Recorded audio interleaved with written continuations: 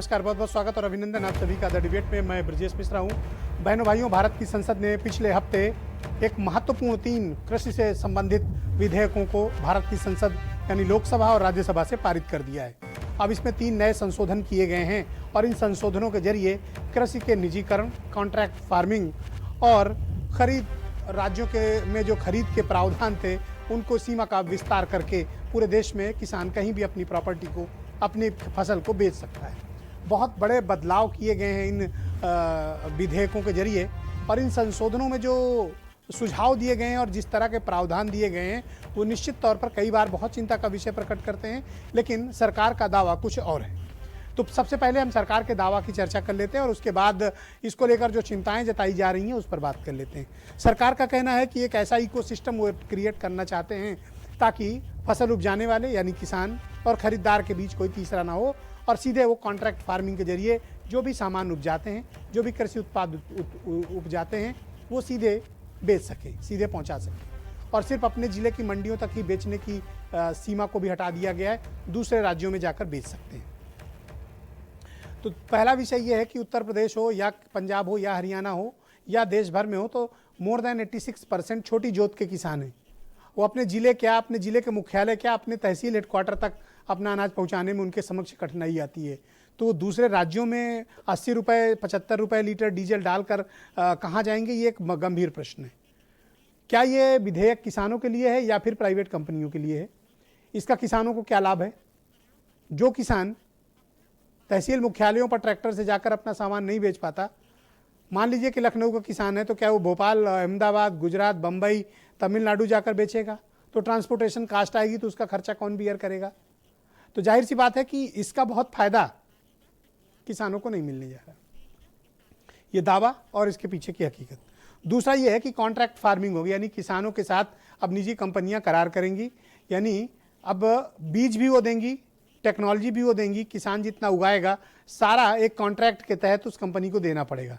यानी जितना भी अन्न उपजाया उस कंपनी को दीजिए, उस वक्त जो रेट निर्धारित हुआ होगा कॉन्ट्रैक्ट के वक्त वही दिया जाएगा, वो चाहे कम हो या ज़्यादा हो।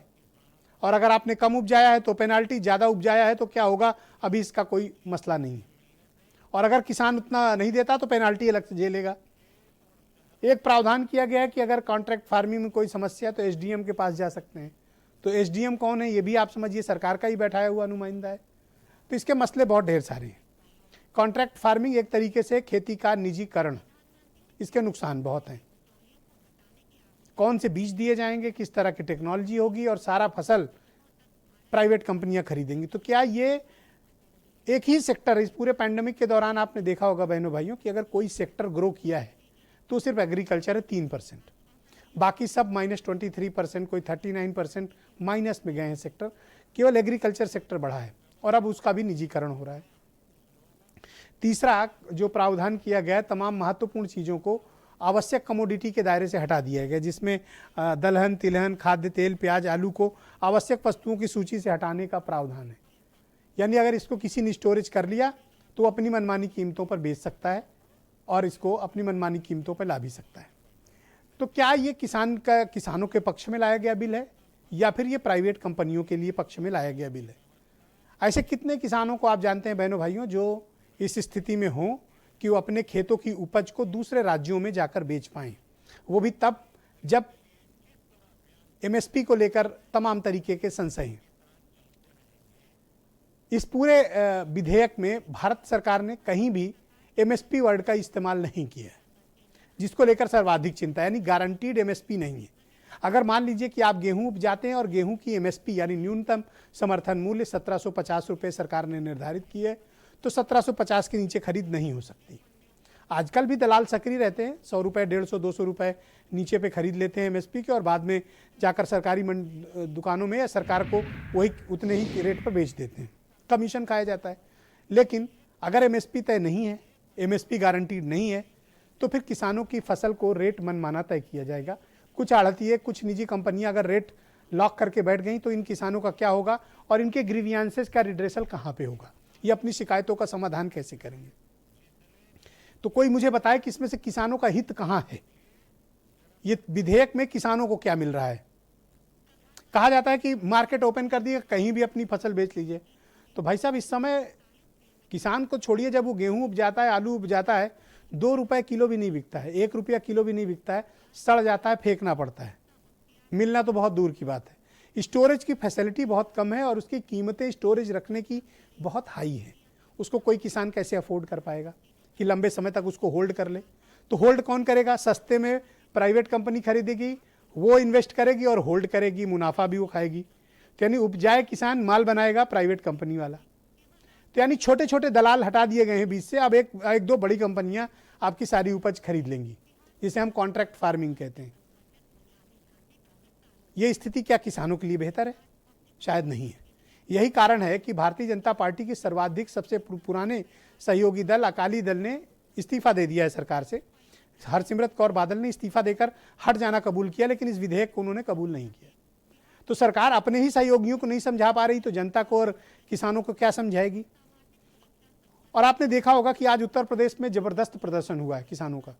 पश्चिम उत्तर प्रदेश, पूर्वी उत्तर प्रदेश, बुंदेलखंड, रुहेलखंड, सेंट्रल यूपी, पंजाब और हरियाणा में तो जबरदस्त प्रदर्शन चल रहे हैं। और आप देखते होंगे कि किसान आंदोलन का हब यही है, पंजाब, हरियाणा, पश्चिम यूपी। तो क्या जिस तरह से कल राज्यसभा में इस विधेयक को हड़बड़ी में ध्वनि मत से पारित कर लिया गया, बगैर वोटिंग के पारित कर लिया गया, अब ये कानून बनने के लिए राष्ट्रपति के पास गया, जिस दिन दस्तखत हो गई ये अमल में आ जाएगा। तो क्या ये कानून किसानों के हक में है या फिर प्राइवेट कंपनियों के हक में है? हम इस विषय पर बात करेंगे। पहले कुछ बयान सुनिए। नियंत्रण जाता हुआ दिखाई दे रहा है, इसलिए अब ये लोग एमएसपी पर किसानों को गुमराह करने में जुटे हैं। देश के प्रत्येक किसान को इस बात का भरोसा देता हूं कि एमएसपी की व्यवस्था जैसे पहले चलती आ रही थी वैसे ही चलती रहने वाली है। सरकार ने लोकतंत्र और संविधान का गला घोट के एक काला कानून किसानों के खिलाफ देश की संसद में पास किया है और ये कानून देश के किसानों के पेट और पीठ दोनों पर लात मारने के लिए पास किया गया है। तो टूटी ही मेड़े आपसे पूछेंगी कि जब हमारा गला काटा जा रहा था तब आप संसद में क्या कर रहे थे? उदास लड़के गांव के ये पूछेंगे, उनके चेहरे जो अभी खिले रहते हैं वो मुरझाए चेहरे ये पूछेंगे कि जब हमारा डेथ वारंट निकाला जा रहा था संसद के जरिए तो आप संसद में क्या कर रहे थे? तो बहनों भाइयों, बात तो ये हुई थी कि किसानों को उनकी उपज का 2 गुना दाम दिलाया जाएगा, डबल की जाएगी उनकी इनकम। और यहाँ हालात ऐसे हो गए हैं कि जो मिल रहा है सरकारी वो भी छीन लिया गया है। एमएसपी इस विधेयक में कहीं भी गारंटीड नहीं है। ये अब तक स्थिति स्पष्ट हो चुकी है। अब अगर इसका ड्राफ्ट भारत सरकार जारी करती, उसमें अगर है तो दिखाया जाए। अब तक जितने भी लोगों ने इस पर चर्चा की है सबने कहा है एमएसपी गारंटीड नहीं है। आम जनमानस के लिए अभी ये कानून उपलब्ध नहीं है कि हम उसको पढ़ के बता सकें कि वो कहाँ पर लिखा हुआ है। लेकिन भारत सरकार भी एमएसपी गारंटीड है ये शब्द इस्तेमाल नहीं कर रही है। कल केंद्रीय रक्षा मंत्री राजनाथ सिंह ने अपनी प्रेस कॉन्फ्रेंस में भी बात क्लैरिटी दे दी है। तो क्या ये कृषि विधेयक किसानों के हित के लिए है या फिर ये खेती का निजीकरण है और प्राइवेट कंपनियों के लिए है? सिंपल सी चर्चा है। नवीन श्रीवास्तव बीजेपी से हैं, उमाशंकर पांडे कांग्रेस, हरनाम सिंह जाने माने किसान नेता हैं, जूही सिंह जी समाजवादी पार्टी, रोहित अग्रवाल राष्ट्रीय लोकदल से हैं, दीपक बाजपेयी आम आदमी पार्टी और राकेश टिकैत जी मेरे साथ मौजूद हैं, भारतीय किसान यूनियन के बड़े नेता हैं। बहुत स्वागत और बहुत बहुत धन्यवाद। बीरेन्द्र सिंह जी भी हमारे साथ इस कार्यक्रम में जुड़ चुके हैं।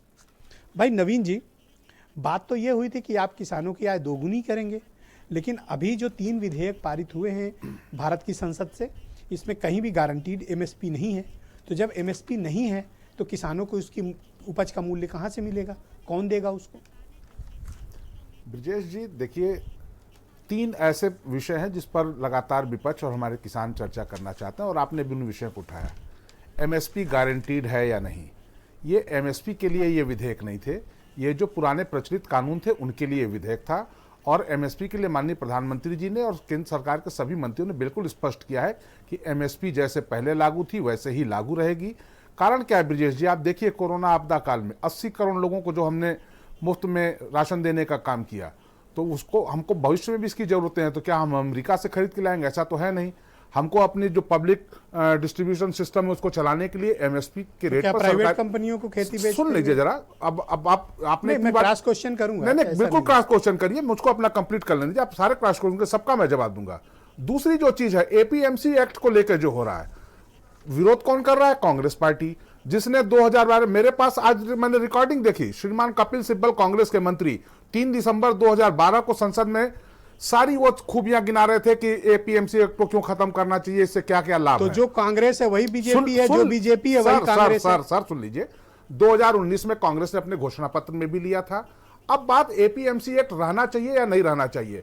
ब्रजेश जी, मैं बहुत कम पढ़ा लिखा हूं, वहां बहुत सारे विद्वान लोग हैं, आप भी बहुत बड़े विद्वान हैं। मैं छोटा सा भाई जब इतना कम पढ़ लिख के इतना पानी पिलाए दे रहे हो, ज्यादा पढ़ लिख जाते तो क्या मैं छोटा सा अर्थशास्त्र का मैं जो हम लोग सुनता को तो हूं, नामीबिया जाना पड़ता है। नहीं मैं प्रचलन में जो सुनता हूं सामान्य सा अर्थशास्त्र, बताइए कि किसी भी प्रोडक्ट के अगर लिमिटेड खरीदार हैं तो उसका मूल्य, और अगर किसी प्रोडक्ट के अनलिमिटेड खरीदार है तो उसके मूल्य का बहुत बड़ा फर्क होता है। खरीदार जब ज्यादा मेरा होंगे, सिर्फ एक ऑब्जर्वेशन है, जो आज शो में आने से पहले जी बहुत लोगों से मैंने बात की, बहुत किसान नेताओं से, सबका एक कहना है आप इसमें केवल एक शब्द, एक लाइन मेंशन करा दीजिए, एमएसपी गारंटीड है, इतना मेंशन करा दीजिए, सारा विवाद खत्म। निश्चित रूप से ब्रजेश जी, और एक चीज मैं कहना चाहूंगा, कोई विवाद नहीं होगा, मैं गारंटी बिल्कुल। एक बार मैं अभी कंप्लीट कर दे, 2 मिनट का समय और दीजिए मुझे। देखिए, एक चर्चा लगातार आपने भी की और मैं भी कई दिनों से सुन रहा हूं कि छोटे जो किसान हैं, जो छोटी जोत के हैं, वो अपने उत्पाद को कैसे दूसरे जिलों में ले जाएंगे। आपने भी कहा कि तेल बराक कैसे ले जाएंगे। ब्रजेश भाई, कोऑपरेटिव भी हमारे यहाँ बहुत सफल है, महाराष्ट्र में, गुजरात में, और कोऑपरेटिव से आपने देखा होगा अमूल ऐसी संस्थान हमारे जिलों में, जहां उत्तर प्रदेश से बैठे हैं, लखनऊ, पराग, जिस प्रकार से छोटे छोटे किसानों के उत्पाद की हम चर्चा कर रहे हैं, तो एक गाय 2 भैंस रखने वालों के दूध भी घर घर से कलेक्ट होके हमारे प्रतिष्ठानों में जाते हैं। तो हुआ ना कि फिर प्राइवेट कंपनियां, नहीं, प्राइवेट कंपनियां नहीं, हिसाब से रेट तय करेंगी, कहीं प्राइवेट कंपनियां नहीं करेंगी। अच्छा मुझे बताओ, जैसे मेरे पास, देखिए, मैं अपना पर्सनल बताता हूं, मैं अपना व्यक्तिगत, हमारे यहाँ 7 बीघे खेत है, 7 साढ़े 7 बीघे खेत। मान लीजिए कि हमारे यहाँ गेहूं की उपज तकरीबन 20-25 बीघा कुंटल हुई, तो हम अपनी तहसील मुख्यालय पे ही तो बेचने जाते हैं ना। अब या तो हम 75 रुपया लीटर वाला डीजल ट्रैक्टर में भराएं और लेके उसको कौशाम्बी से भोपाल जाएं, भोपाल में ज्यादा रेट मिल रहा है, तो भाई साहब इसका रेट कौन देगा, ये ट्रांसपोर्टेशन। ब्रजेश जी, ये मेरी समस्या है। ब्रजेश जी, बड़ा आश्चर्य होगा कि आप ऐसा विद्वान पत्रकार इस प्रश्न कर रहा है। कहीं ये लिखा है क्या कि अपने घर के पास की मंडी में आप नहीं बेच सकते हैं, या मंडी के बाहर नहीं बेच सकते हैं? आप सुनिए, आपको सुन लीजिए जरा सा, आपको एक पूरी ओपन मार्केट दी गई है कि जहां आपको उचित लगे, हाँ, तो मान लीजिए मंडी में उचित लगे आप मंडी में बेच सकते हैं, भोपाल में मिल रहा है, मंडी के बाहर आपको उचित दाम मिल रहा है वहां बेच सकते हैं। अगर मंडी के बाहर नहीं मिल रहा और आप सक्षम है, या आपने कोऑपरेटिव बनाई कि देश से किसी दूसरे से मत करो। और ब्रजेश जी, एक मिनट और एक उदाहरण बता दूं, मैं जहां का रहने वाला गाजीपुर, हमारे यहाँ टमाटर बहुत अच्छे होते हैं। मैंने आज से 20 साल 25 साल पहले भी देखा है कि सुबह गाड़ियां आती थी, हर गांव के चट्टी पर किसान अपने टमाटर को गाड़ियों में लाते थे, वो सिर्फ गाजीपुर में नहीं बिकता था, वो फल की बात ही नहीं कर रहे। सुनो, नहीं आप बात सुनो, साग भाजी नहीं, बात ही नहीं। अगर एक घर से कलेक्ट होकर दूध अगर कलेक्ट होकर अमूल ऐसी संस्था बन सकती है, कौन निर्धारित तो करेगा? अगर सब्जियां जा सकती अभी तो चलो ये है, तो अनाज क्यों नहीं जा सकता? मैं ये कहना चाहता हूं, गेहूं का रेट कौन निर्धारित करेगा? गेहूं की सरकार एमएसपी रेट निर्धारित कर रही है। हमने आप एक लाइन लिख दो ना इसमें कि एमएसपी गारंटीड है। अगर सुन लीजिए जरा सा, हम किसी चीज के लिए एडामेंट नहीं है, हम किसान की बेहतरी के लिए एडामेंट है। आवश्यकता पड़ेगी, एमएसपी गारंटीड नहीं है। मैं आपको चुनौती, सवाल इस बात का है कि एमएसपी पर चर्चा, एमएसपी के लिए विधेयक थोड़ी ना हमने बदला है, हमने विधेयक जो पुराने कानून थे उनको बदलने के लिए किया है। हाँ, तो इसमें एमएसपी गारंटीड नहीं है। अरे कहां क्यों गारंटी? एमएसपी जब लागू है तो गारंटी होना नहीं होने की कौन सी बात है? ये जरा ओके, ऑलराइट, राकेश टिकैत, जब एमएसपी की बात, एक सेकंड रुक जाओ, एक सेकंड रुक जाओ। प्रधानमंत्री कह रहे हैं, सारे लोग कह रहे हैं। डिबेट के पहले राउंड में कोई किसी को इंटरप्ट नहीं करेगा, तसल्ली से एक दूसरे की बात सुने, बहुत महत्वपूर्ण डिबेट है। हम नहीं, रोहित गलत बात, प्लीज शांत रहिए, मैं आपको टाइम दूंगा, अपनी बारी में जो कहना हो कहिएगा। राकेश टिकैत को लाइन पे लाया जाए। राकेश जी, बहुत स्वागत, धन्यवाद कि आज व्यस्त शेड्यूल में आपने समय निकाला। एमएसपी गारंटीड है इस विधेयक में या नहीं, आप मुझे बताइए। देखो, हमारा तो बहुत दिन से सवाल था कि एमएसपी को कानूनी गंगा पढ़ा जाए और इसको गारंटीड कानून इसमें बनाया जाए कि एमएसपी से कंपेयर देश में खरीद ना हो। लेकिन जो बीजेपी के जितने भी प्रवक्ता है वो इस लाइन को आना ही नहीं चाहते। प्रधानमंत्री जी ने भी इस पर बयान दिया है कि एमएसपी जारी रहेगी लेकिन खरीद नहीं होगी। मतलब किसान कहां जाएगा? मंडी सेक्टर पूर्ण रूप से ये बंद कर रहे हैं। क्योंकि मंडी में टैक्स लगेगा तो बाहर बेचेगा, बाहर एमएसपी है नहीं। जब तक एमएसपी कानून नहीं बनेगा तो किसानों को लाभ नहीं हो सकता। किसान का तो वे 3 ये विधायक ले आए, एक इसमें किसान का भी डाल दो। अच्छा, अगर टिकैत जी मान लीजिए कि एमएसपी नहीं है, एमएसपी गारंटीड नहीं होती है, तो इससे किसानों को क्या नुकसान है इस कानून से? किसानों को क्या नुकसान है जी, अगर एमएसपी गारंटीड नहीं होती है तो किसानों को क्या नुकसान है? किसानों का ये नुकसान होगा कि आज भी जैसे 1500 रुपए पर क्विंटल गेहूं की खरीद हो रही है, तो बहुत सस्ते रेट में गेहूं बिकेगा, मंडियां खत्म हो जाएगी।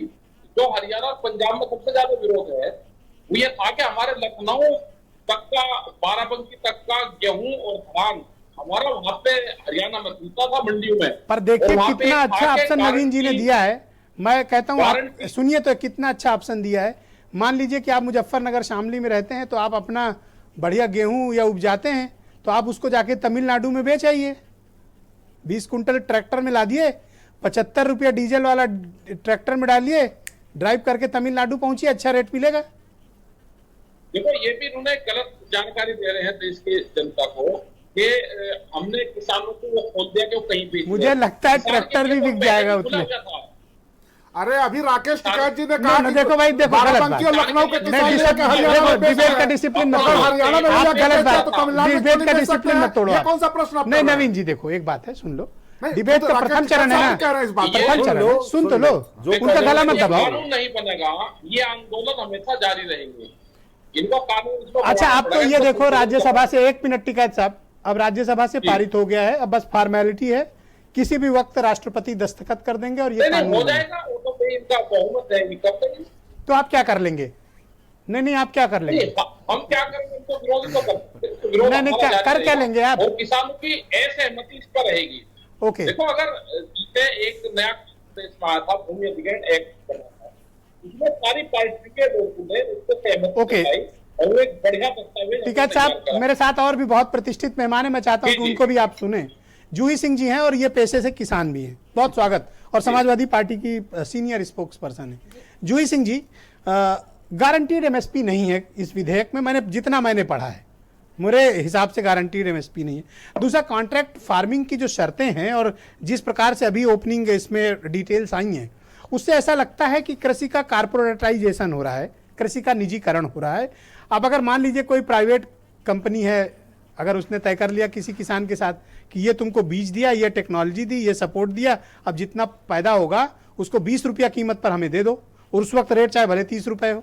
अब तो आप बाध्य हो गए ना, एक तरीके से उस प्राइवेट कंपनी के लिए मजदूर हो गया किसान अपने ही खेत में।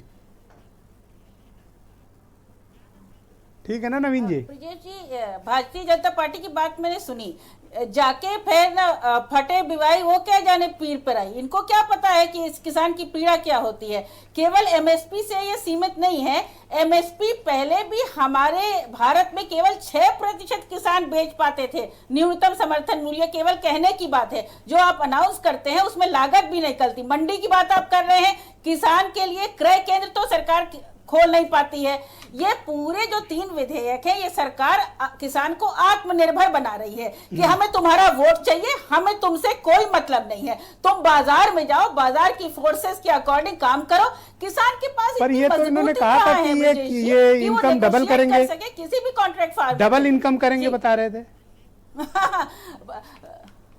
ब्रिजेश जी, डबल इनकम तो ये कभी कर नहीं पाएंगे। डीजल के दाम और बढ़ रहे हैं, ढुलाई के दाम और बढ़ रहे हैं, किसान कहीं ले नहीं जा सकता। एपीएमसी 2006 में बिहार में एपीएमसी खत्म कर दिया गया था। किसको न्यूनतम समर्थन मूल्य मिला? कौन सा फाइनेंशियल इन्वेस्टमेंट आया? सरकार किसको इंकरेज कर रही है वहां जाने के लिए, जरा हमको बताइए। पर आपको क्या जलन है? मान लीजिए सपोज दैट एक इमेजिनरी सिचुएशन देता हूं आपके सामने, आपको जलन की शिकार है मैडम आप सोचिए कि अगर आप 50 कुंटल गेहूं उपजाती हैं, आप जाइए उसको अहमदाबाद बेच आइए जी, अच्छा रेट मिलेगा आपको। अभी नहीं जा सकती थी, आप जाइए। ब्रिजेश जी, पहली बात तो ये कि ऐसी कोई व्यवस्था नहीं है कि मुझे और आपको ये पता लगे कि अहमदाबाद में अगर हमारे पास पैसे भी हो कि हमारा गेहूं किस दाम पे बच गया। दूसरी बात, बख्शी का तालाब में यदि आप गेहूं उगाते हैं तो भी आप न्यूनतम समर्थन मूल्य में नहीं बेचते हैं, क्योंकि क्रय केंद्र खुलते नहीं है। क्रय केंद्र पर आप जाते हैं तो बोरियां नहीं होती हैं, वहां पर ढुलाई में भ्रष्टाचार होता है, वहां पर लोग कट लेते हैं। ये तो सरकार की व्यवस्था है। फिर भी मैं मानता हूं कि एमएसपी से 100-200 रुपया नीचे हर नाम मिल ही जाता है पैसा। मतलब दलाली खा के भी अगर बिचौलिए दलाल खा भी लेते हैं तो मान लीजिए 1500 एमएसपी तय हुई तो 1300-1400 में दलाल उठा लेता है और फिर वो अपना आड़तिये को जाके या लाइसेंसी को बेच आता है। तो कम से कम किसान को 1300 रुपया मिल तो जाता है ना। पर देखिए कितनी अच्छी बात है कि अगर आपको 1500 रुपया अहमदाबाद में मिले तो आप ट्रैक्टर में ला दिए, निकल जाइए, बेच आइए। 75 रुपये है तो डीजल का। ब्रजेश जी, मैं सब एक मिनट भाई साहब, देखो अब आप मुझे डिस्टर्ब कर रहे हो। समय चाहूंगा, देखो अब ये गलत बात कर रहे हो। अतिरिक्त अगर आपकी बात आपको पूरा समय दिया ना, मैं अनुरोध कर रहा नहीं तो मैं चुप हो जाता हूँ, आप ही डिबेट कर लो। फिर बस आप मतलब मुझे डिबेट ही नहीं करने दे रहे हो। मैंने ये कहा 75 रुपया लीटर का डीजल डालें जूही सिंह और जाएं अहमदाबाद बेचें, यही तो कहा ना। बुरा मानने की क्या बात है? नहीं, मैं बुरा नहीं मान रहा हूँ। तो बोलने दो उनको। राकेश टिकैत साहब की बात नहीं सुनी। बोलिए जूही सिंह। उन्होंने कहा कि 12 बक्सी के तालाब से अहमदाबाद जाएंगे ट्रैक्टर से। एक सेकंड में सुन पाया, आपको खाली अहमदाबाद याद आता है। आप हरियाणा पंजाब अच्छा चलो भोपाल बेचाओ। और जिनका खून हवाई जहाज से विदेश जाता है वो हमको बता रहे कि जाके पाँव फटे न पिवाए, पैसा जाने पीठ पर आई। ओके, उमा शंकर पांडे बुलाया। Thank you. ओके, आप दोनों लोग शांत हो जाइए। जिनका उत्पादन जहाज से विदेश जाता है, थैंक यू। बता रही है। ओके और हमको बता रहे कि जाके नवीन जी, मैं ये बात बहुत स्ट्रिक्टली आपके साथ फिर से अनुरोध कर रहा हूँ, पहले राउंड में किसी को टोका टाकी ना करें। आपको मैं पूरा टाइम दूंगा, आपसे वादा है, पर आप किसी में टोका टाकी ना करें, डिबेट खराब होती है इससे। उमा शंकर पांडे जी, भाई आपने सुना माननीय नवीन जी की बात। इन्होंने कहा कि ये जो एपीएमसी वाला मसला है ये तो आप ही लोग ला रहे थे। तभी मैंने कहा जो बीजेपी है वही कांग्रेस, जो कांग्रेस है वही बीजेपी। ये कांड तो आपका था, इन्होंने कर दिया। ब्रजेश जी, देखिए मुझे लगता है कि अगर नवीन जी इतना सुन रहे थे तो सुषमा स्वराज जी का भी भाषण वहीं बगल में था, उसी विधेयक की चर्चा पर, वो भी सुन लेते तो इनको और भी बातें स्पष्ट हो जाती कि कैसे तब इन्होंने एपीएमसी एक्ट और तमाम चीज का कैसे कैसे प्रलाप करके विरोध किया था। सुषमा स्वराज जी का भी भाषण इनको सुनना चाहिए था। एक बात। दूसरी बात, इनकी मंशा देखिए यहां से स्पष्ट हो जाती है कि इनको एपीएमसी कानून को डिस्ट्रॉय करने में कितनी जल्दी थी कि कृषि ये राज्य सरकार का विषय है और इन्होंने हस्तक्षेप करके छीन लिया उसको और कानून बना दिया। गारंटी की बात की जा रही है, एमएसपी की गारंटी ये नहीं दे सकते क्योंकि इनका सारा खेल ही वहीं खत्म हो जाएगा। एक पैन कार्ड धारक कहीं से भी खरीद ले, ठीक है, अच्छी बात है, पहले भी होता था, लेकिन एमएसपी गारंटीड नहीं करना इनकी मंशा स्पष्ट करती है। और प्रधानमंत्री जी आज कह रहे थे कि जो है वो गारंटी है, इसकी चिंता मत करिए, एमएसपी नहीं जाएगा। प्रधानमंत्री जी की कितनी गारंटी है ये पहले हम लोग इस डिबेट। खेती की बाड़ी करते हो? मैं अरे खूब करते हैं। अरे आप फोटो देख लीजिए कितना क्या क्या नहीं किया, धान लगाने से लेकर। आरोप थोड़ी लगाए, कोई क्रिमिनल चार्ज लगा दिया? नहीं। अरे सवाल तो वो जूही जी पर अभी नवीन जी कह रहे थे वो पता नहीं, तो मैं डर रहा था पता नहीं क्या क्या कहने लगे। मेरी बात जी, कितना गेहूं उपजाते हो? बहुत छोटे किसान है, सीमांत किसान है ब्रजेश जी, 85% वाले में आते हैं, 26-27 क्विंटल सालाना। ओके, तो एक काम करो ना, जैसे मान लो कि भोपाल में इनको अहमदाबाद बुरा लगा तो अपन भोपाल चलते हैं। हाँ बिल्कुल, ट्रैक्टर में ला दो, भोपाल बेच आओ, कोई प्रॉब्लम हुआ? ज्यादा रेट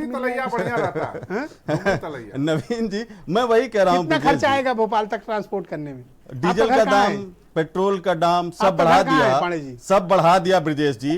प्रधानमंत्री जी वो चप्पल वाले को कार्गो और जहाज में बिठा दे रहे थे, अगर वही लागू कर देते तो हम ले जाते बेचा। मैं दीपक बाजपेयी एक मिनट ब्रजेश भैया, मेरी बात थोड़ी सी रह गई। अच्छा, कंप्लीट। प्रधानमंत्री जी एमएसपी की गारंटी आज दे रहे थे, लेकिन उनके वचनों की गारंटी आज हम लोग इस डिबेट में जरूर चर्चा करें।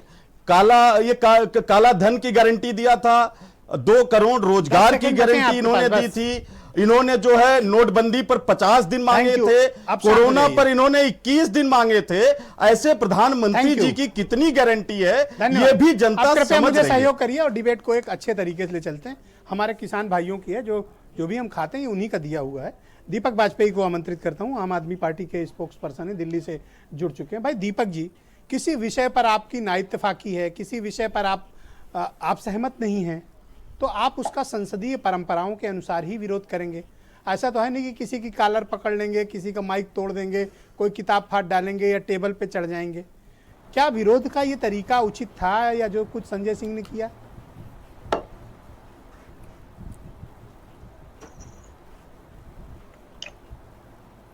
ब्रजेश जी, बहुत बढ़िया सवाल आपने उठाया संसदीय परंपराओं का। मैं भी आपकी तरह कुछ दिन पत्रकार रहा हूं, करीब 20 वर्ष। मैंने भी पार्लियामेंट को कवर किया है। सुन लीजिए, दो चीजें, संसद केवल दो चीजों के लिए बनी है। पहली, सरकार की अकाउंटेबिलिटी क्वेश्चन आवर में। इस सत्र में सरकार ने क्वेश्चन आवर पे रोक लगा दी, पहली बात। दूसरा, संसद का काम है कानून बनाना। सांसद बैठ के डिस्कस करेंगे और उसको पास करेंगे। बिना वोट के आप कानून पास कर रहे हैं, ध्वनिमत से आप कानून पास कर रहे हैं। तो जिस रूल बुक को फाड़ने का आप बात कर रहे हैं, वो रूल बुक दरअसल सत्ता पक्ष ने फाड़ी। संसद की जो रूल बुक है उसको फाड़ के फेंक दिया, उसकी कोई परवाह नहीं है। मतलब आप बताइए कि अगर डिवीजन के लिए एक भी सदस्य बोलेगा तो डिवीजन ऑफ वोट होना चाहिए कि नहीं? हाँ, होना तो चाहिए। अगर कोई ये सवाल उठा रहा है होना चाहिए और कि ये नियम भी आपने है। बिना वोटों की गिनती के इतना महत्वपूर्ण कानून कैसे पास कर दिया, तो इस रूल बात बुक पर किसने मैं फाड़ी? आपकी सहमत हूं संजय कि सिंह या एक डेरेक भी- एक ओब्रायन भी ने फाड़ी सांसद या सत्ता यदि पक्ष ने डिवीजन कुछ की मांग सभापति ने करता फाड़ी? है, मुझे तो अफसोस है। वोटिंग होनी चाहिए, इस पर मैं सहमत हूं। ठीक, लेकिन इस पर भी मैं सहमत हूं कि जो कुछ भी डिप्टी चेयरमैन ने किया, लेकिन जो आचरण सदन के भीतर हुआ, क्या वो आवश्यक था? मेरा ये प्रश्न है।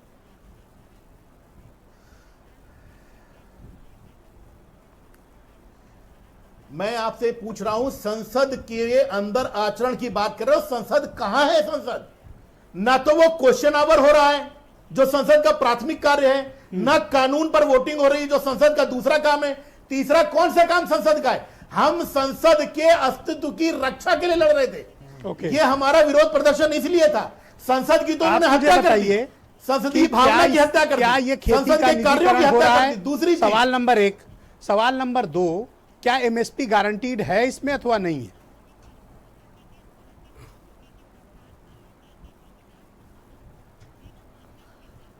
देखिए, भारतीय जनता पार्टी का आचरण वो उस बच्चे की तरह है जिसको मां बाप अपने खाने से पहले खाना खिलाते हैं, उसको पुष्ट करते हैं, पढ़ा लिखा के बड़ा करते हैं, और फिर जब वो बड़ा आदमी बन जाता है तो गांव आके गांव की जमीन और गांव का मकान बेच के बेघर कर देता है। इसी किसान की रोटी खाकर मोदी जी, अमित शाह जी और भारतीय जनता पार्टी के जो सांसद और प्रवक्ता बड़े हुए।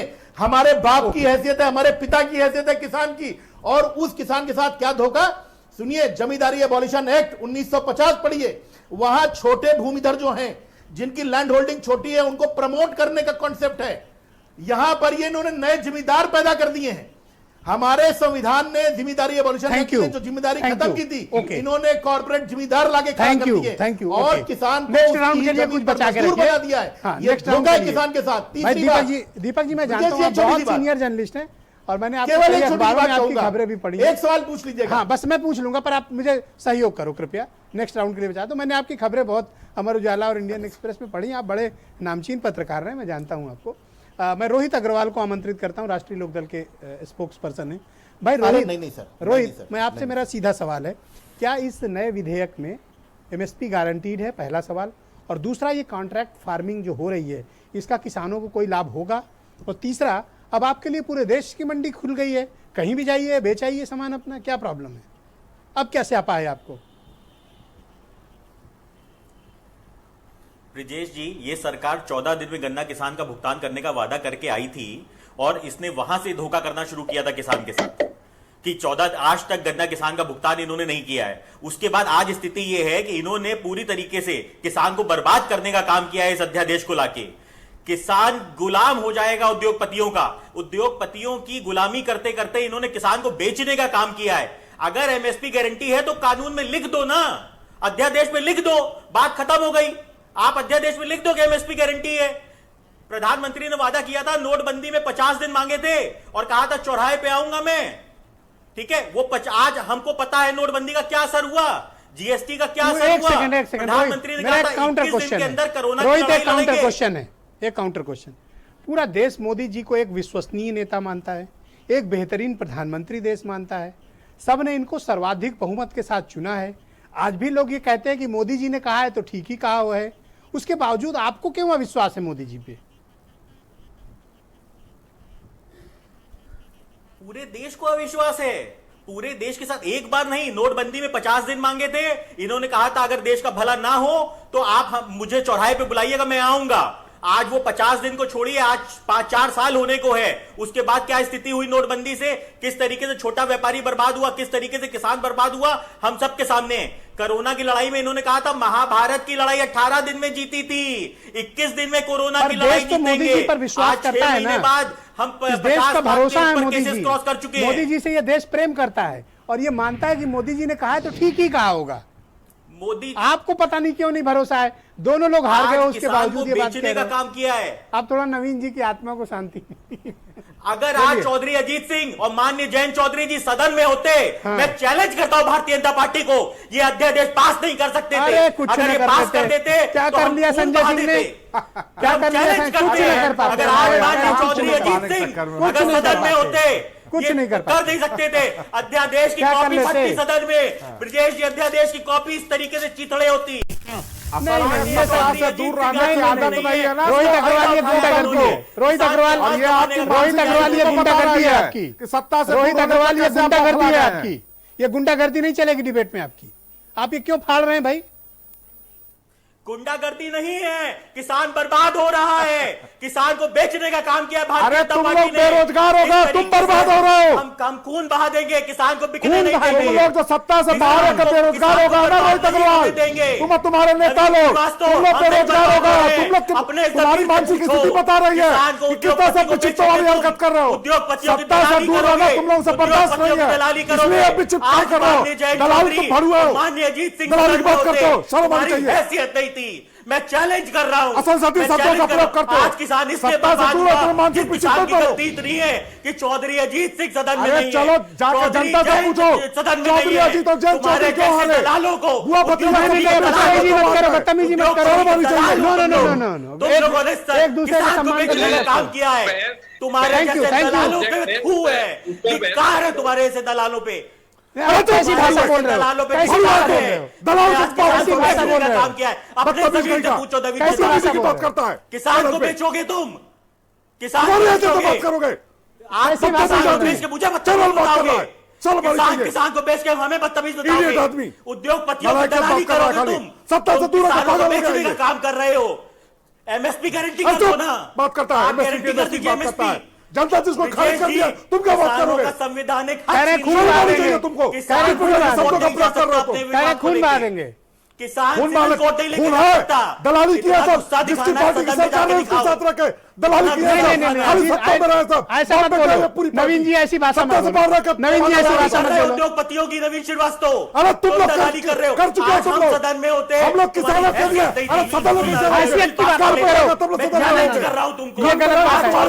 हैसियत की बात मत करो। शर्म आनी चाहिए। हैसियत नहीं थी, मैं चैलेंज अरे हैसियत तुम्हारे पार्टी चैलेंज नेता कर रहा की हूं नहीं है, नवीन श्रीवास्तव तुम क्या बात करोगे तुम्हारी। ऐसे? उद्योगपतियों की दलाली कर अरे रहे हो तुम दलालों भड़ुआ तुम किसानों लोग। को बेचने का काम करोगे। नहीं नहीं, ऐसे शब्दों का इस्तेमाल मत करिए। अन्नदाता को बेचोगे तुम। बदतमीज आदमी, बदतमीज नहीं नहीं, कर ऐसी रहा है। भाषा का इस्तेमाल ना अन्नदाता को करें। बेचोगे, धिक्कार है तुम पे। अरे दिक्कत तुमको, तुम्हारी पार्टी को सुषमा लालच स्वराज जी का बयान लालच है तुम लोगों को। सुषमा स्वराज जी ने कहा इन था, दोनों की आवाज बंद करो। किसान झगड़ा जाएगा, ज्यादा हो रहा है। अपनी बौखला आवाज अरे भाई, सुन तो लो। पाएगा। सत्ता से ओके। बाहर आके बौखला हरनाम सिंह को लाया जाए। ना ना ना, मैं आज अलाउ नहीं तुमने करूंगा। किसानों को बेचने मैं का काम मर्यादाओं कर को दिया। मैं मर्यादा मत नवीन तोड़िए। एक सेकंड रुक जाओ भाई, मर्यादा मत तोड़िए, मर्यादा मत तोड़िए। देखिए, आप सब मेरे सम्मानित मेहमान हैं।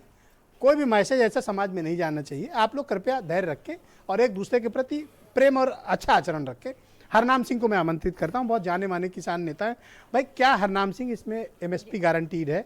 दूसरा, ये तो बहुत अच्छी बात है कि प्राइवेट कंपनियां आएंगी, आपसे कॉन्ट्रैक्ट फार्मिंग करेंगी। आप जो एग्रीकल्चर प्रोड्यूस है आपका, जो पैदा करेंगे, वो आप भोपाल की मंडी में, कलकत्ता की मंडी में, अहमदाबाद नहीं, चेन्नई की मंडी में बेच आएंगे, दिल्ली बेच आएंगे। क्या प्रॉब्लम है आपको? देखिए ब्रजेश जी, देश अभी टिकैत साहब ने कहा है, हम दो बात कह रहे हैं कि जो न्यूनतम समर्थन मूल्य सरकार घोषित करती है, देश के प्रधानमंत्री जी 2 दिन से ये बात कह रहे हैं कि इनको जो किसानों को बलगलाया जा रहा है।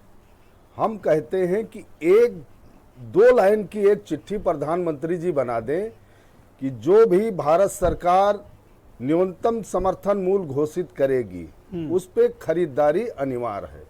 नंबर एक। मतलब आप एमएसपी गारंटीड चाहते हो? नहीं, गारंटी इसलिए चाहते हैं कि 1967 में जब देश में पहली खरीदारी हुई, न्यूनतम का क्या मतलब है? यही मतलब है। जब इस देश में 1967 में पहली खरीदारी हुई, उस समय से लेकर 2020 तक जब ये अध्यादेश आया है, चाहे पूर्ववर्ती सरकार हो चाहे वर्तमान सरकार हो, कभी भी न्यूनतम समर्थन मूल्य पे किसान की फसल उपज जो हुई उसको नहीं खरीदा गया। देखो, लड़ाई की कोई बात नहीं है। जब जिस किसान के लिए कानून लाया जा रहा है, जिसके हित में कानून लाया जा रहा है, ये कानून का आप स्वागत करते हो या इसकी खिलाफत करते हो? भाई, जब देश का किसान रोड पर है, आज हमारी फसल खेत में तैयार लगी है धान की, हमको खेत में काम करना चाहिए, हम आज रोड पे आंदोलन कर रहे हैं, तो अपना 20 कुंटल धान लेके जाके इंदौर बेच आओ, क्या प्रॉब्लम? अगर रेट अच्छा मिले तो। नवीन जी बैठे हैं, नवीन जी बैठे हैं, अभी बहुत नाराज हो गए थे। हाँ। देखो, ये उतार चढ़ाव लगे रहते हैं। हमने भारतीय जनता पार्टी का भी वक्त देखा है। हमारी विधानसभा से एक विधायक लड़े थे, 240 वोट पाए थे। धमकाओ मत। धमका नहीं रहे, ये वक्त की बात होती है, वक्त की बात होती है। हाथी का बच्चा कभी छोटा होता कभी जवान होता है। ओके, हमने तो 365 क्या आप ही को रौंद रहा है वो? आप ही को रौंद रहा है बच्चा? अब तो रौंद रहा है, हम ही को रौंद रहा है। ओके, अब वीरेंद्र सिंह आ गए, मैं उनको ले लेता हूं डिबेट में, फिर आपके पास आता हूं। वीरेंद्र जी, बहुत स्वागत आपका। बताइए भाई कि ये जो नए विधेयक तीनों आए हैं, इसको लेकर किसानों में क्या चर्चा है, आम जनमानस में क्या चर्चा है, सत्ता के गलियारों में क्या हो रहा है, पॉलिटिकल पार्टी इसके बारे में क्या सोच रही, आपकी क्या धारणा है इसके बारे में? देखिए, इस विधेयक के बारे में किसान बहुत ज़्यादा नहीं जानता है, लेकिन जो देश की संसद में हंगामा हो रहा है और मीडिया रिपोर्ट्स हैं, उन पर लोग थोड़ा बहुत चर्चा कर रहे हैं। किसान तब तक ज़्यादा नहीं जानेगा जब तक, जो हरनाम सिंह बात कह रहे थे, दूसरी बात अधूरी रह गई कि जो न्यूनतम समर्थन मूल्य है, अगर उस पर उसका उपज खरीदी नहीं जाती है तो तुरंत ना खरीदने वाले सेंटर के खिलाफ FIR होनी चाहिए। जिस दिन यह व्यवस्था लागू हो जाएगी, किसान खुशहाल हो जाएगा अपने आप। क्योंकि जब किसान सेंटर पर अपना धान और गेहूं बेचने जाता है, बिल्कुल सही तो बात कहते हैं कि इसमें मॉइस्चर है, तुम्हारा धान खराब है और ये नहीं खरीद हो पाएगी, कहीं और ले जाओ। तो वो मजबूरी में बनिया के यहाँ, अड़तिया के यहाँ, यहाँ वहाँ, जो 1800-1900 रुपया रेट है, उसके तुलना में 1200, 1300, 1400, 1500 में बेचता है। अच्छा, दूसरी बात ब्रजेश जी, किस राज्य की सरकार ये नहीं जानती है कि गेहूं और धान की खरीद में खाद्य मंत्री से लेके खाद्य आयुक्त, DM, ADM, SDM और केंद्र प्रभारी कौन कमीशन नहीं खाता है? पूरे देश में हर राज्य की सरकार में किसान की हड्डी नोचने में जितना मांस बंटता है, वो ऊपर से नीचे तक सब जगह बंटता है। ये तो लाल बहादुर शास्त्री बहुत भोले थे, जिन्होंने ये नारा दे दिया कि जय जवान जय किसान। अगर आज वो किसानों के जिस तरह से बदन नोचा जा रहा है, वो देखते तो शायद वो आंसू रोते खून के। वो कभी सोचे थोड़ी थे, उन्होंने किसान को अन्नदाता मानकर ये नारा दिया था। उत्तर प्रदेश के एक कृषि मंत्री का बेटा किसानों की सब्सिडी खा गया, ट्रैक्टर खा गया, हैरो खा गया, कल्टीवेटर की सब्सिडी खा गया। क्यों? क्योंकि वो किसान है। वो कृषि मंत्री का बेटा बाद में है। ये नैतिकता है? देखा पांडे जी, आप अच्छे किसान नहीं हो। ये देखिए आप, आज एक बात आई है कि जो नया विधेयक है उसमें अनुबंध की बात है। अनुबंध करो, अनुबंध करने पर जिससे आप जिस कंपनी से करेंगे या जिन व्यक्तियों से, वो आपको बीज देंगे, तकनीकी देंगे, फसल के स्वास्थ्य की जानकारी देंगे, निगरानी करेंगे, कर्जा देंगे, बीमा कराएंगे, तमाम सारी सुविधा देंगे। और धीरे धीरे फिर आपको आगे क्या देंगे भगवान जाने। पता नहीं खेत आपका रह जाएगा कि नहीं रह जाएगा। ये बड़ी शंकाएं हैं लोगों के दिमाग में और इसीलिए इस बात का विरोध हो रहा है। अभी तो पंजाब, हरियाणा और उत्तर प्रदेश, मध्य प्रदेश, ये जो सबसे ज़्यादा खाद्यान्न पैदा करने वाले राज्य हैं, गेहूं चावल, बंगाल तक, ये लोग विरोध में आए हैं। अगर सरकार किसान की असली हितैषी है तो वो डीजल के दाम क्यों नहीं घटाती है? पूरे दुनिया में डीजल के दाम कम है, हमारे हिंदुस्तान में डीजल क्यों महंगा बिकता है जब किसान उससे सिंचाई करता है? अगर सरकार किसान की हितैषी है तो उसका कर्जा क्यों नहीं माफ करती है? उसका घर बार खेत क्यों नीलाम होता है? किसान क्यों आत्महत्या करता है? किसान के लिए सीधे उसके खाते में पैसा दे सरकार। किसान के बच्चे की स्कूल की फीस तो माफ नहीं होती, किसान को महंगाई की पूरी मार सहनी पड़ती है, और बातें होती हैं हम एमएसपी पे खरीद करेंगे। केंद्र सरकार की एजेंसियां हैं, एनसीसीएफ है, नैफेड है, उत्तर प्रदेश में गेहूं और धान की खरीद करती हैं।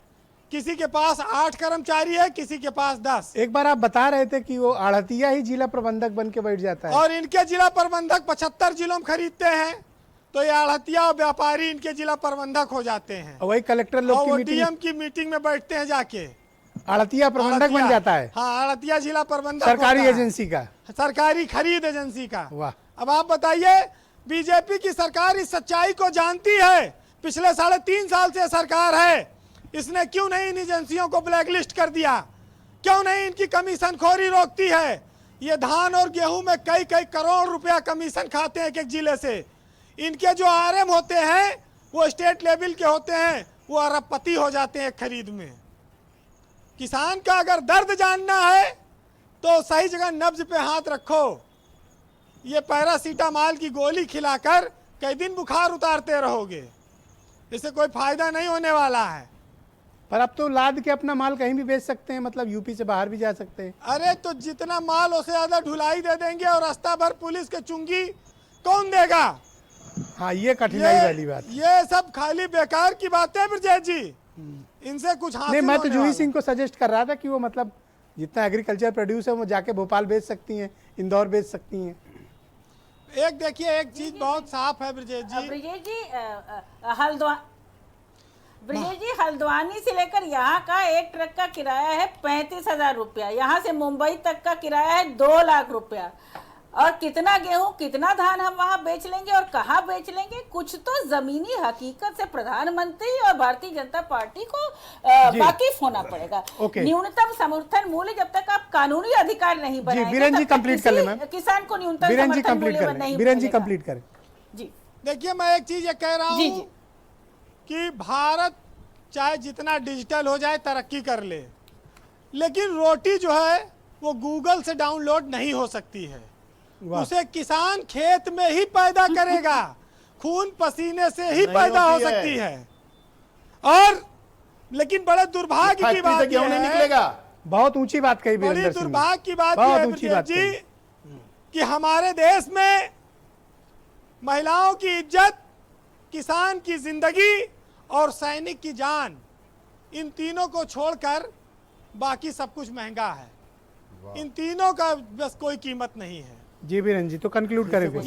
ये दुर्भाग्य है, लेकिन किसान के बिना भोजन संभव नहीं, चाहे शहर जितनी तरक्की कर ले, चाहे हम आप कर लें, चाहे कितनी सरकारें बन जाएं। तो उनके दर्द को समझना होगा। और 4 लाइनें कहूँगा, जो किसान कर्ज में डूबा है, जो खेती को ताकता है आसमान से कि आज बारिश होगी तो अच्छी फसल हो जाएगी, 6-6 महीना जिसका पूरा परिवार खेत में मेहनत करता है, बीज डालता है, इंतजार करता है फसल आए तो बच्चे की फीस जाए, शादी ब्याह हो, घर में कुछ मंगल कामनाएं हो जी। तो सुनिएगा कि जमीन जल चुकी है, आसमान बाकी है, सूखे कुएं तुम्हारा इम्तिहान बाकी है।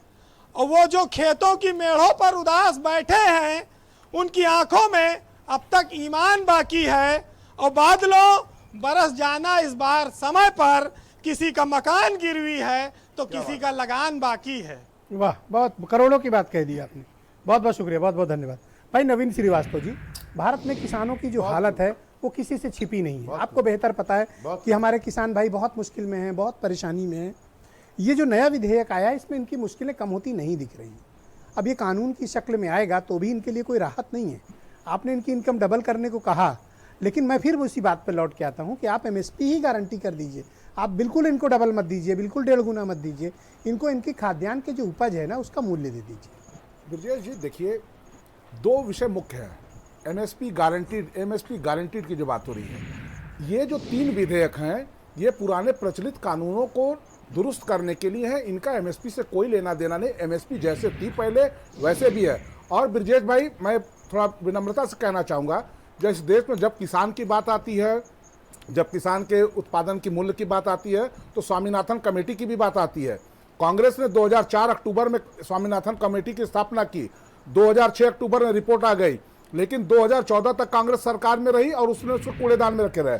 हमारी सरकार आई, हमने आज देश की 24 प्रमुख फसलों में 18 फसलों को समर्थन मूल्य 1.5 गुना किया। उसको लेके हमारे कुछ किसान, हरनाम जी है, कई बार होता है। नहीं, एक मिनट राकेश जी, मैं कंक्लूड कर लूं। मैं ये कह रहा हूं, कंक्लूड कर लेने दीजिए। सुन लीजिए, सुन लीजिए,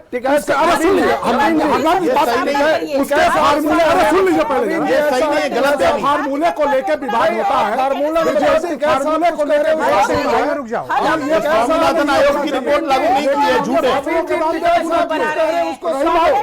में कहा कि किसानों के लिए गलत है।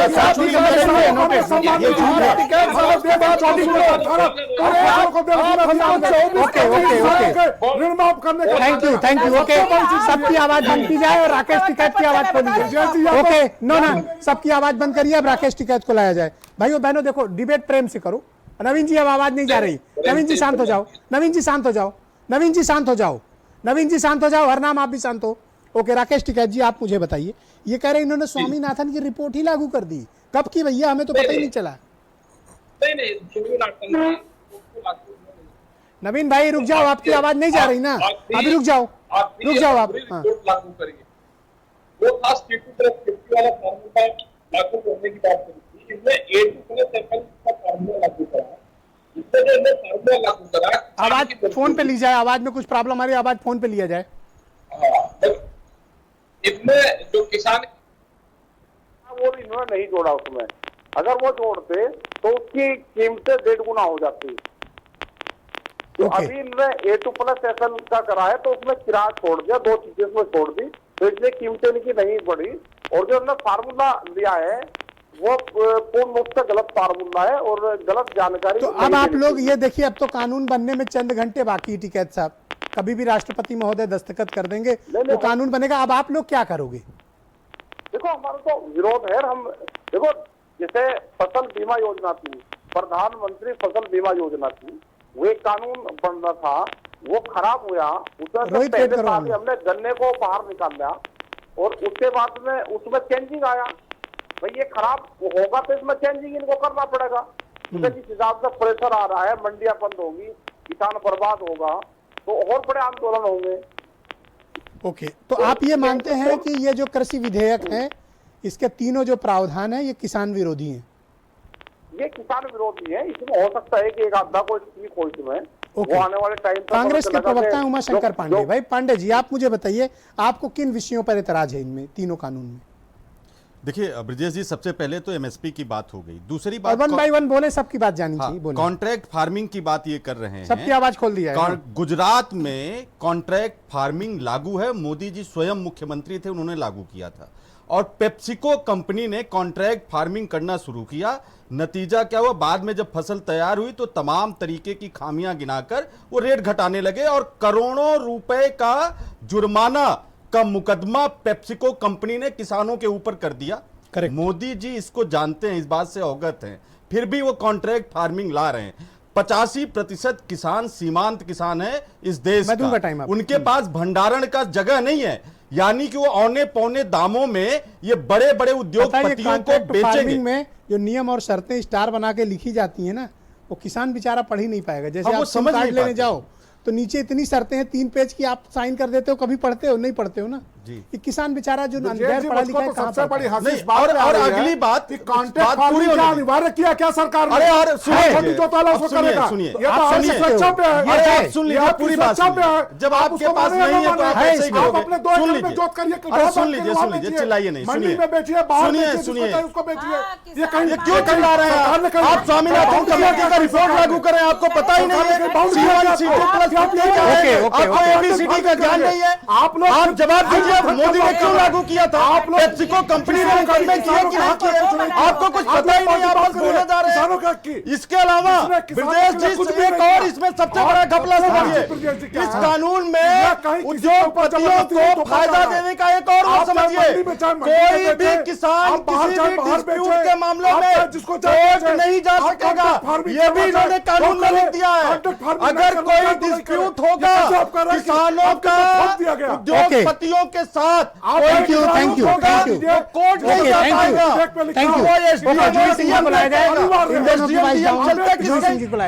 ओके जूही सिंह जी, आप मुझे बताइए कि इस जो नया कृषि विधेयक है, इसके किस किस प्रावधान पर आपको एतराज है? शांत हो जाइए, आप दोनों की आवाजें नहीं जा रही हैं, मैं क्लैरिटी दे रहा हूं, आप दोनों की आवाजें नहीं जा रही, सिर्फ जूही सिंह बोलेंगी। भारत में नहीं लागू होनी चाहिए। हमारे पास छोटे और सीमांत किसान हैं, 2 एकड़ से कम के किसान हैं, उनके पास कोई नेगोशिएटिंग बार्गेनिंग पावर नहीं है कि वो बड़े किसानों और रिटेलर जिनको ये लेना चाहते हैं उनसे नेगोशिएट कर सके। ये भूमिहीन करना चाहते हैं किसानों को। और मापदंड, किस मापदंड पे खरीदेंगे वो रिटेल कंपनियां? सारी किसान की फसल रिजेक्ट करेंगे। दूसरी बात ये, एपीएमसी एक्ट में इन्होंने संशोधन कर दिया, अब किसान कहाँ बेचेंगे? मंडी में आपने शुल्क लगा दिया, किसान के बाहर जो है वो बेचेंगे, मंडी के बाहर, वहां औने पौने दाम पे बड़ी कंपनियां उनको खरीदेंगी। तो क्या ये हमें विधेयक चाहिए एमएसपी प्राइवेट कानूनी कंपनियों हक को फायदा हमारा, देने के लिए है? मिनिमम सपोर्ट प्राइस आप कानूनी हक बनाइए, अधिकार बनाइए। Okay alright. और यही आपकी नीयत को परखेगा, क्योंकि आपकी नीयत में खोट है। नवीन जी शांत हो जाइए। नवीन जी, डिबेट को अपन डिसिप्लिन में चला रहे हैं ना, आप क्यों इतना उद्वेलित हो रहे हैं? अगर आपने अच्छा काम किया है तो हैव पेशेंस। जनता सब समझदार है, आपको इस तरह भड़कने की कोई जरूरत नहीं है, प्लीज शांत होइए। ओके, रोहित अग्रवाल को लाया जाए स्क्रीन पे। भाई रोहित जी, आप मुझे बताइए कि आपको किन बिंदुओं पर इस विधेयक में एतराज है? अपने आप एतराज के बिंदु रखिए। रोहित गो अहेड, बोलिए। Okay, thank you Naveen ji, thank you. देखिए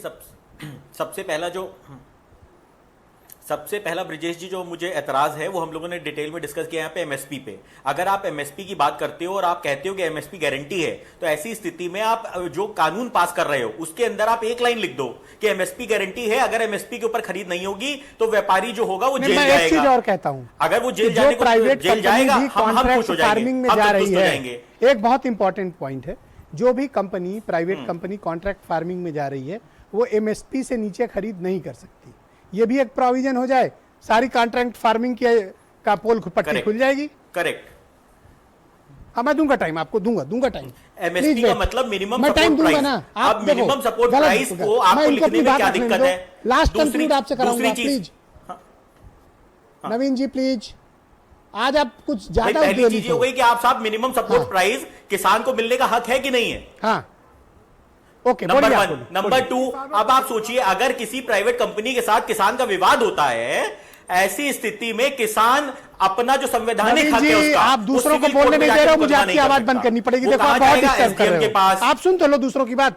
आप डिबेट ही नहीं चलने देना चाहते हो डीएम के पास। नहीं, गलत बात है। बोलिए आप, रोहित बोलिए आप। नहीं, ये सुनने नहीं देंगे, आप बोलो, आप बोलने नहीं देंगे। कारण क्या है? म्यूट कर दूंगा। जब गलत करोगे, ऐसे थोड़ी नहीं बोलोगे तो ऐसे ही चिल्लाना पड़ेगा ना। आप अपनी बात खत्म करो। देखिए ब्रिजेश जी बहुत क्लियर है। देखिए, आप हमें एमएसपी लिख के दे दीजिए कि मिनिमम सपोर्ट प्राइस मिलेगा, अगर नहीं मिलेगा तो व्यापारी जेल जाएगा। हरनाम सिंह, दूसरी चीज, आप संवैधानिक हक सरकार इसमें क्या संशोधन करे जिससे आप लोगों को फायदा हो? एक पॉइंट बहुत इंपॉर्टेंट है। ओके, वक्त कम है, फिर किसी दिन पूछ लेंगे। देखिए, अगर आप हमारे संवैधानिक हक को, आप हमारे संवैधानिक हक को नहीं रोक सकते ना, कि आप कह रहे हो कि हम सिविल कोर्ट में मुकदमा नहीं कर सकते, क्यों नहीं करेंगे साहब? Thank you. Okay, Harnam Singh, आपको क्या ऐतराज है भाई? देखिए, हम कह रहे हैं कि जब पूरे देश में जिस किसान के हित में ये बिल लाया गया है, अगर वो इससे नाखुश है, नाराज है, तो हम कहते हैं देश के प्रधानमंत्री किसान संगठन हैं, टिकैत साहब हैं। देखो, अभी नवीन जी नाराज हो रहे थे, नवीन जी टिकैत साहब शांति में बैठे हैं, कुछ बोल नहीं रहे हैं। ऐसा नहीं है कि ये नहीं, क्या कर लोगे? हेलो कर क्या लोगे? कर क्या लोगे? देखो, ऐसा है, होने का तो ब्रजेश जी बहुत कुछ हो जाएगा। ये देश नहीं, किस भाषा में बात कर रहे हैं आप? मैं वही बात कह रहा हूँ। नहीं, आप और टिकैत साहब क्या कर लेंगे भाई? कैसी भाषा बोल रहे हैं आप लोग? नहीं, भाषा हम नहीं बोले, हम तो ये बता रहे हैं कि जैसे आपने सवाल किया था कि कुछ चंद घंटे बचे हैं, ये पास हो जाएगा। देखो, हम ये अगर हो जाता है तो हम इसका विरोध कर रहे हैं, और जब वक्त आएगा तो बताएंगे। ऐसा नहीं कि कोई कानून बन गया है, देश की संसद में अगर कोई कानून बन गया है तो यही तो सरकार है नहीं, हम दूसरी सरकार ले आएंगे। तो आपको बुरा लगा कि नवीन जी ने टोका टिकैत जी को, ये बात बुरी लगी है? नहीं, क्यों नहीं लगेगा? अरे मैं टिकैत जी की बात का समर्थन कर रहा हूँ, आप जब सुनना चाहेंगे तब ना। Okay, all right. मैं तो टिकैत जी की बात को आगे बढ़ा रहा था। मैं तो यही कह रहा था कि जो फार्मूला हमने लागू किया है उस पर हमारे किसान थैंक यू। सबकी आवाज बंद और दीपक वाजपेयी की आवाज खोली जाए। दीपक वाजपेयी, आप मुद्दों पर विश्वास करते हैं, विधेयक पर विश्वास करते हैं, व्यवस्था पर विश्वास करते हैं, या अराजकता पर विश्वास करते हैं? दीपक वाजपेयी।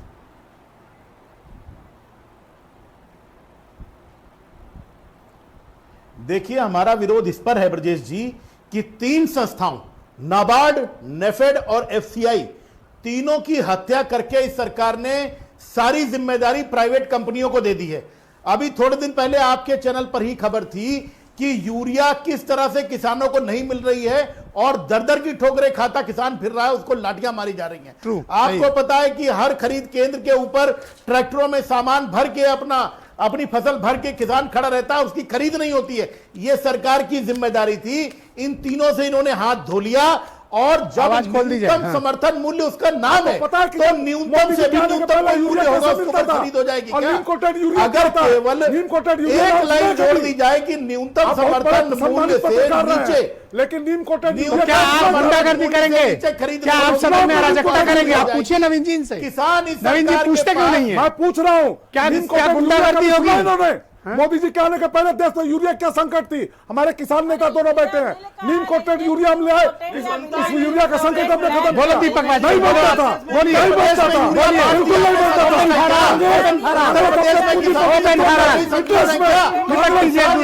दवाओं का इंटरेस्ट नहीं कुछ करती थी, ये दोनों किसान नेता बैठे पूछ लीजिए कि मोदी जी के आने के पहले अगर धोखे से नीम कोटेड यूरिया आई हो तो ये अपने पिता के पेट से यूरिया निकालती है। इन्होंने किसान को पेट का दर्द लेके गया था, उसकी धोखे से किडनी निकाल के अंबानी और अडानी को बेच दी है। अरे चलो यार, ये पत्रकारिता हमको फर्जी वाला हक मारने वाली पार्टी है। इन्होंने स्वामीनाथन आयोग ने धोखा किया। स्वामीनाथन आयोग की रिपोर्ट में इन्होंने धोखा किया। जैसे आपके गांव में जब मेले लगते हैं तो एक मदारी आता है, वो खेल खिलाता है, और हर खेल में खेलने वाला हाथार मदारी करता है। जल ही मोदी जी ने फिर हार गया, धोखा हो गया। ये धोखेबाजों की सरकार है। नमस्कार, नमस्कार, धन्यवाद, धन्यवाद, thank you, thank you, thank you, बहुत बहुत शुक्रिया और धन्यवाद भाइयों बहनों, आपका भी इस कार्यक्रम को देखने में धन्यवाद। नमस्कार।